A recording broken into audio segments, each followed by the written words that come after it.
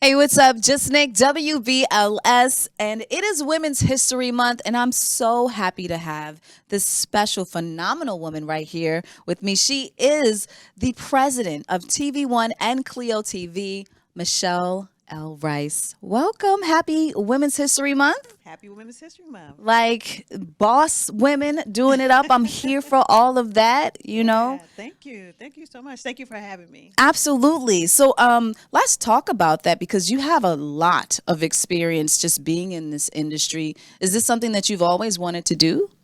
Yeah, I actually grew up in Jersey Jersey. and Jersey in the house.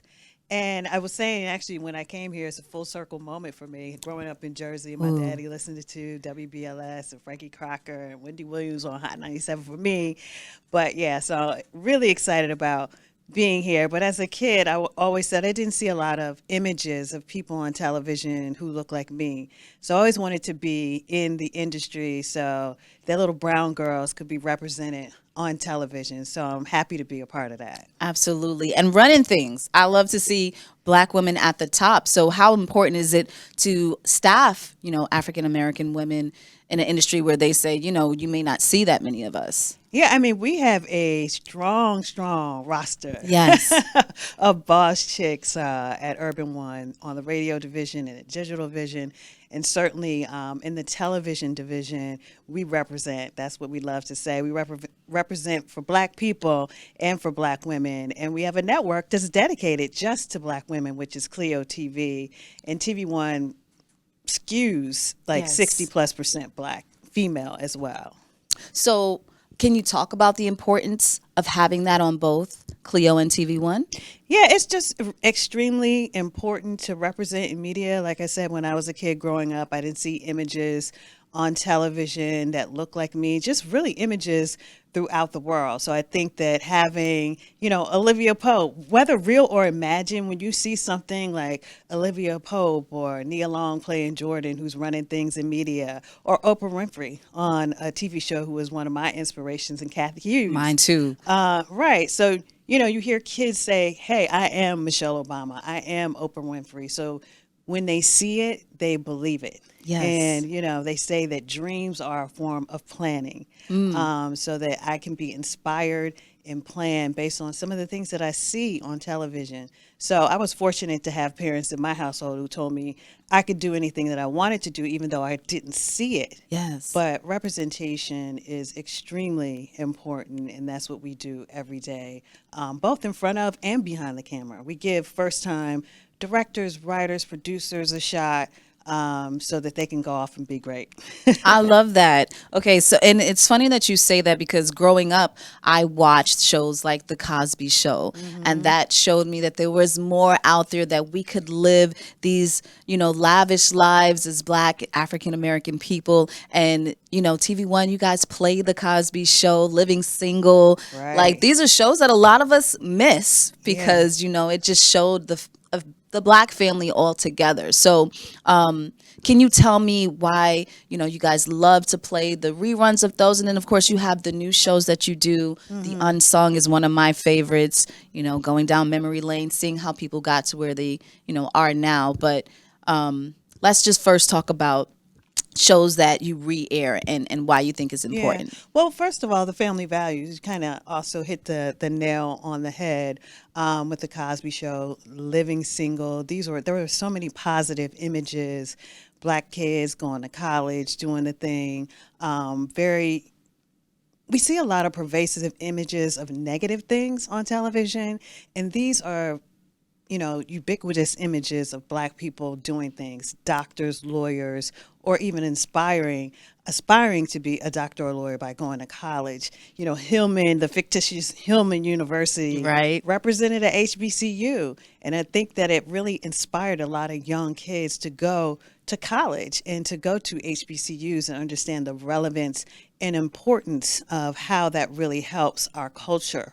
And so we love those shows on our network. They're nostalgia for a certain part of the audience, and some people are discovering them for the first time, like Wow. girlfriends or Yeah. living single, watching those and seeing women running things, running companies and businesses.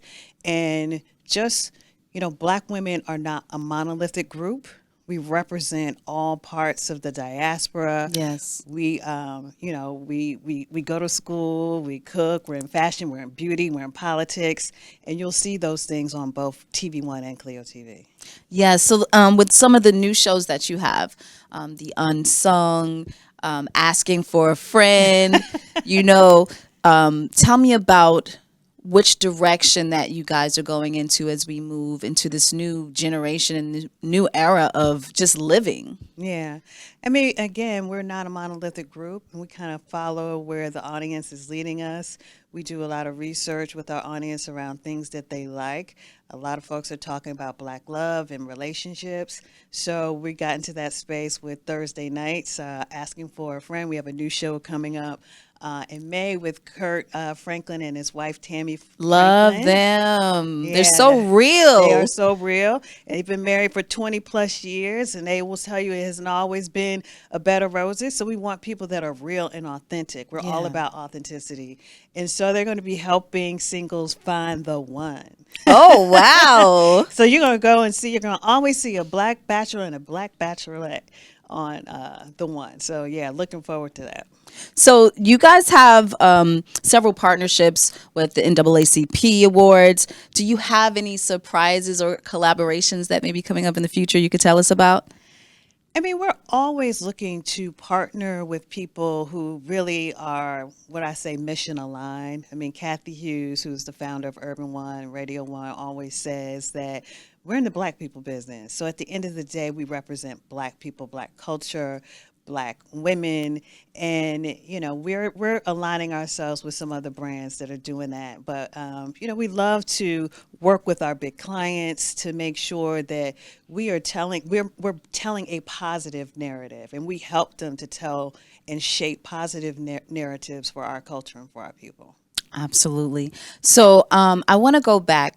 We talked about the shows that we all love and watch. Martin, Living Single. I can watch those shows over and over and over again. Do you feel like the Black family is different now from what it was portrayed then to how we watch TV and the type of shows that talk about the Black family today? I think there's always been different types of Black families, and that's the beauty of television and storytelling, that there's not just one thing that I love when you see there are Black families that are led by men.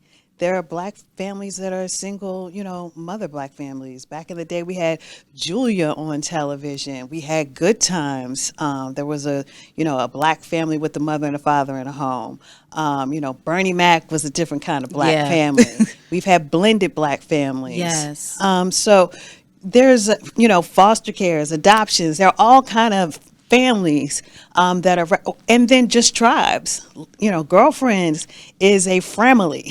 Right, right. You know what I mean? So I love that television allows us to tell stories, not just one story. I could relate to one, and maybe you relate to a different one, but at the end of the day, they all represent us. And that's why, we're here. We welcome others to tell those stories. The more the merrier.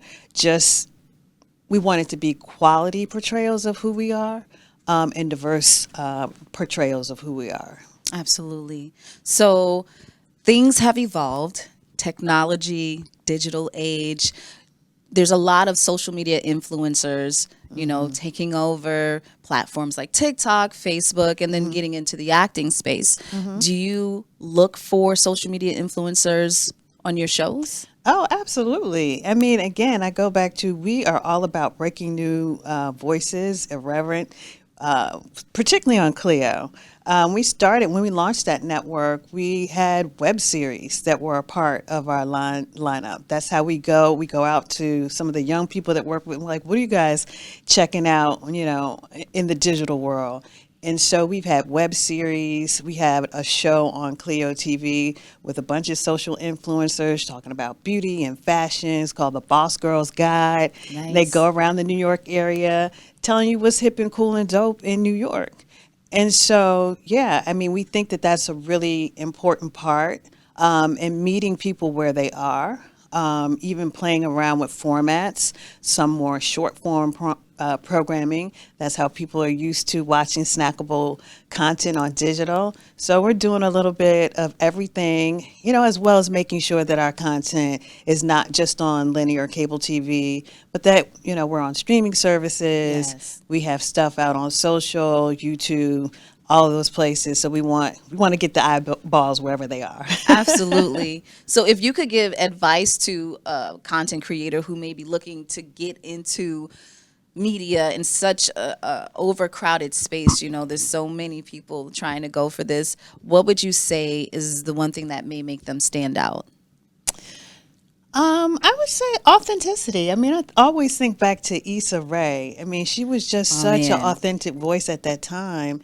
And I don't think that, people maybe thought she would have been successful. I mean, you just hadn't seen a young woman that bold in her sexuality and who Right. she was, and just being vulnerable. All the time hear people say black women are so strong, and we are, Yeah. but we're also vulnerable. We Yes. also want love, all of these Yes. different things that she really touched on in an entertaining, but also a serious way. And Yes. so I just would say be very authentic in your storytelling. Everyone has a story that, needs to be told. And do it from your lens, from your point of view. Don't try to be like everybody else, and don't be afraid to put yourself out there.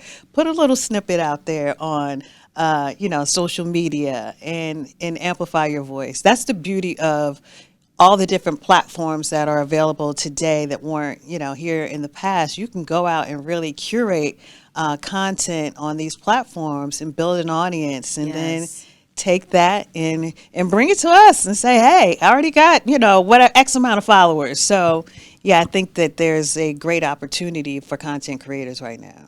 Did you write that down? Did you get that? Those are some nuggets right there, just letting you know. Speaking of social media, influencers may have it easier or harder transitioning to television, recording at home on their phones versus actually being on a live set. What makes it different or more challenging, you think, for them?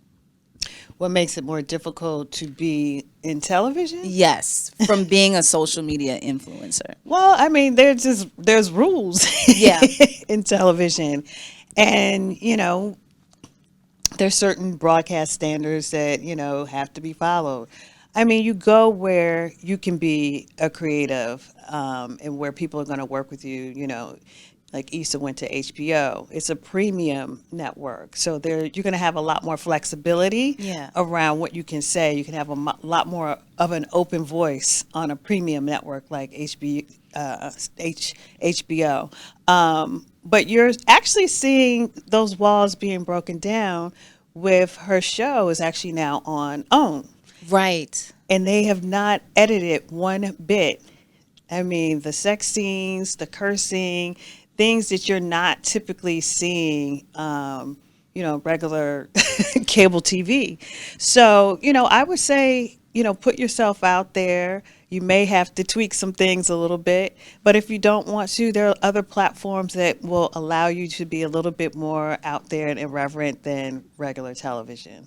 Nice. Yeah. Okay, so we're going to take this even further into the future. Okay. Um, so, for example, I have this virtual studio space in the metaverse, and I do a talk show there. Do you guys think that you will ever go into the metaverse and do VR, AR? We haven't really talked about it much yet. I was actually with the group, I get together with a group of other, media executives, and so we're starting to have those conversations. Again, we have to meet people where they are. Yeah. And if people are in the metaverse, we're going to be in the metaverse. But VR is a trip. It really is. I mean, it feels like this, Yeah. but in a headset. But it's the future, and as you see how much is being implemented in just different ways, it's kind of like, oh, get ready for this next big thing in technology. And the beauty is Black consumers, if people don't know, they need to know Say it. that we are the biggest consumers out there. And in media, we over index in digital products and services. We buy everything. We are brand loyal. So, you know what I'm saying? People need to recognize Yeah. that. We make everything cool. We lead pop culture and culture, period. In music and fashion and beauty, you name it. We are where it's at. We start trends. Yes, we do. Yes, we do. Listen, it is phenomenal, humbling to sit here and talk with you. I am inspired by your work. In celebration of Women's History Month, for those little girls who may be watching this right now who says, I'm looking at you and I want to be just like you, what advice would you give to them? You know, I would just say follow your dreams. Like I said, dreams are a form of planning, and I never thought that there was anything that I saw that I couldn't do or be. I was on a panel yesterday, and I interviewed a young lady who's one of the first assistant running back coaches of the Washington Commanders. Wow. It's not a job that you saw women do, but it's just something that she wanted to do. So, like I said, whether you see a woman doing a job, whether you see a man doing the job, if you want to do it, order your path. And your path is not necessarily going to always be straight. My path was not, it was a crooked path. Wow. It was not always straight. And so you may fail on your way, fail forward, okay? But always keep pushing. Failing forward is just what I call a pivot. So you may fail forward and go that way, fail forward and get back on track. But at the end of the day, keep pushing. So that's all I would say. Follow your dreams and hold to them steadfast. I love that. I mean, failing shows that at least you're trying. Exactly. At least you're trying. And honestly, sometimes when you fail, it helps you to perfect. To me, it's just a form of perfecting. I'm being Yes. perfected. I love that. I love that. And I want to ask you the question, like, what was one of your biggest challenges and just where you are today, and how did you get over it? I mean, I would say there definitely were, again, not a lot of role models, not a lot of women in the game when I was in a game. And for me, it was really about finding mentors. There were people who mentored me that didn't even know they were my mentor. Yeah, I have those And I situations. and I say that to people. Don't walk up to people and like, what, can you be my mentor? It's more like, hey, you see somebody that's doing something and you like to learn that, or you just want to be in a space where you can glean some of that knowledge. Hey, can I take you to coffee? Can we have lunch? Pick their brains. Eventually, it becomes a mentor relationship organically. And so I always was good at sort of creating networks. Yes. And your networks are people who work with you. They may be people who work in other industries that have transferable skills. Smart people leave breadcrumbs. So I'm going to go right behind you. Right. You know what I'm saying? And find out that secret sauce. So, you know, I would say find people that are willing to sort of speak to you and help you and learn you, and always punch above your weight level. I always took jobs that were just a little bit above my weight level so that I would learn more. If you know everything day one, when you walk on a job, it's not the job for you. That's right. It's got to be a challenge. It's got to make you a little uncomfortable. Make Got you to a make little you shake just a uncomfortable. little. Yeah, when you're a little uncomfortable, you're going to color outside the line. That's called innovation. I love it. I just love the way you word everything. It's like poetry, but facts and truth. So, you know, I'm just thinking about some of the hurdles that we face as women in this industry. I want to touch on this before I let you go, and how emotions, you know, and learning how to balance those emotions in situations where you're around maybe other men, you know, because sometimes we get labeled as aggressive, or the new word passionate, right? They say that a woman is passionate if she speaks up. For women who may be in your industry or trying to come up, who may be going through those situations where they feel unheard, unseen, and they want to, you know, go back to the table and start again and renegotiate, what advice would you give to them on how to balance emotions in this industry? I mean, first of all, there's nothing wrong with emotions. I call it emotional intelligent. You obviously don't want to lead with anger. Yeah. And if you're speaking truth, always be prepared. Always have whatever it is that you need. If you're trying to negotiate your salary, do not lead from a place of anger because you know the guy, whoever's making more money than you. Bring the numbers, bring the information, because at the end of the day, you can't dispute what I'm showing you. But again, I will say there's nothing wrong. Call me passionate. I am passionate about the things that I believe in. I don't have a problem with that. That's your problem. And so I would not get stuck in worrying about what other people think about you. Know your value, know who you are. Just show up as your best self. But the other thing is, don't work in spaces and places where people don't appreciate and value you or celebrate you. That part. So at the end of the day, if you think, I'm too emotional or that I can't show up as my authentic self, that's not the place for me. I'm not going to try to change a place that's not the place for me. I'm going to go to the place that is the place for me, because that's where I'm going to win. I love it. Nuggets, gems right here. President of Cleo TV, TV1. For those who's watching, your fans, what can they expect between TV1 and Cleo TV? Something that they need to look out for right now. Well, like I said, Thursday nights on TV1 is for lovers. We got Thursday night coming up in May. Asking for a Friend is coming back. That's my show. I'm trying to get my friend to put me on that show and hook me up with somebody. Yeah. I'm single, ready to mingle. And then The One with Kurt and Tammy Franklin coming up. So we've got a lot of great movies also coming up. New episodes of Unsung and Uncensored starting wait. on Sunday, actually. And this round of Unsung is going to be a little bit different. This is the 15th year. Wow. 15th anniversary of Unsung. And so Congratulations. Thank you. We're doing a special version called Best in Black. That's going to look at blacks in fashion and politics and history. So that in business and culture, that's going to be really cool. And then a great, great season of Uncensored. Starting with Tevin Campbell, Shirley Ralph. Wow. There's some good ones. Yes. Will you be watching? Make sure you tune in. TV1, Cleo TV. It is for us. It is about the culture. The one-stop shop for the culture. And I applaud you so much. Thank you for your time.